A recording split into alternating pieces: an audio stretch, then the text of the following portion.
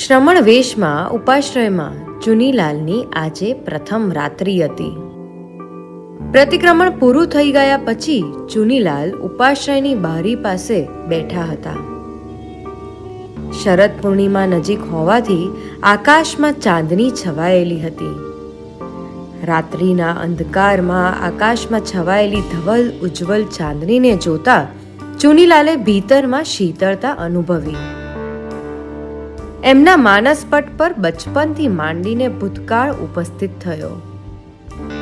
સાવ નાના હતા ત્યારથી દેરાસર જવું અને ભગવાનને જોવા ગમતું હતું.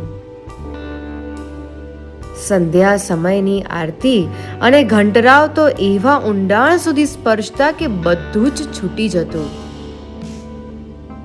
દેરાસર તરફ પગ મંડાઈ જતા. સાધુ ભગવંતના શ્વેત વસ્ત્રો પ્રત્યે ગજબનું આકર્ષણ અનુભવાતું. એમાં નિશાળે ભણવા બેઠા અને સુબાજી મળ્યા. જાણે ચિત પરિચિત હોય એવો સંબંધ. ભીતરના તાર એવા મળી ગયા કે બસ એમને જોયા કરવા, એમને સાંભળવા, એમની પાસે ભણવું, એમને પ્રશ્નો પૂછવા, એમની સેવા કરવી, આ બધું ખૂબ ગમતું. કેવા કેવા પ્રશ્નો પોતે એમને પૂછતા. ભાન કોને કહેવાય? સ્વતંત્રતા એટલે શું? ગુલામી એટલે શું? આજે આ બધું સ્મરણ પટ પર અનાયાસ આવતું હતું. સુબાજી પણ ખૂબ વત્સલતાથી દરેક પ્રશ્નોના સંતોષકારક ઉત્તર આપતા. એક દિવસ એમણે કહેલું, સ્કૂલ છૂટે પછી રોજ થોડો સમય મારી પાસે બેસવાનું. આ યાદ આવતા ચુનીલાલની આંખો ભીની થઈ ગઈ. પોતાના ઘડતરમાં સુબાજીએ જે રસ લીધો હતો એ અસાધારણ હતો. એણે ભાવથી સુબાજીને વંદન કર્યા. ત્યાં ભાવમાં ગુરુદેવ પન્યાસ મણિવિજયજી મહારાજ ઉપસ્થિત થયા.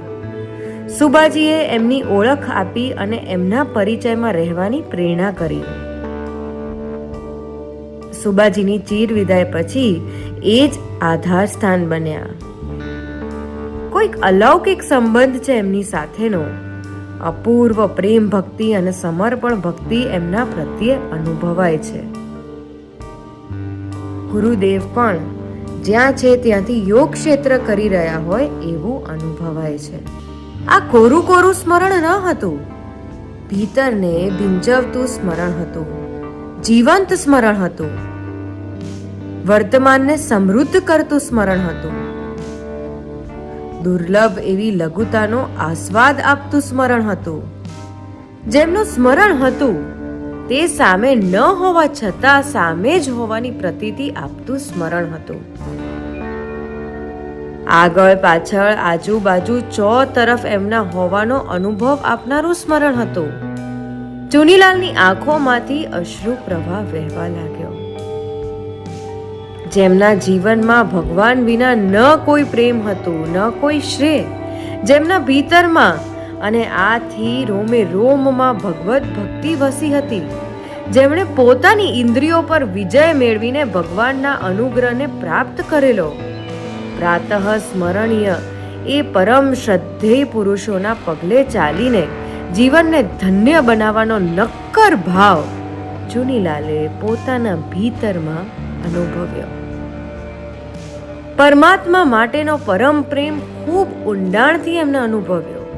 શ્રદ્ધા અને ભક્તિપૂર્ણ ભીતરે એમને ભગવાનને પ્રાર્થના કરી, હે પ્રભુ, મારા પર અનુગ્રહ કરો અને આપની અખંડ ભક્તિમાં રાખો. આપના શ્રી ચરણોમાં મને સ્થાન આપો. આવી ભાવાવસ્થામાં ઘણો સમય પસાર થઈ ગયો. ચુનીલાલ જ્યારે આ ભાવ અવસ્થામાંથી બહાર આવ્યા ત્યારે મોડી રાત થઈ ગઈ હતી. ગદગદ ભાવે એમને સંધારા પોરસી ભણાવી. દેહને જ નહીં, શ્વાસને પણ પ્રભુ ચરણમાં અર્પી એમને સંધારો કર્યો. ત્યારે આકાશમાંથી ચંદ્ર એમના પર પોતાની શીતળ ચાંદનીથી અભિષેક કરી રહ્યો હતો. ઓમ શ્રી સિદ્ધિ સુરેશ્વર સદગુરુભ્યો નમઃ.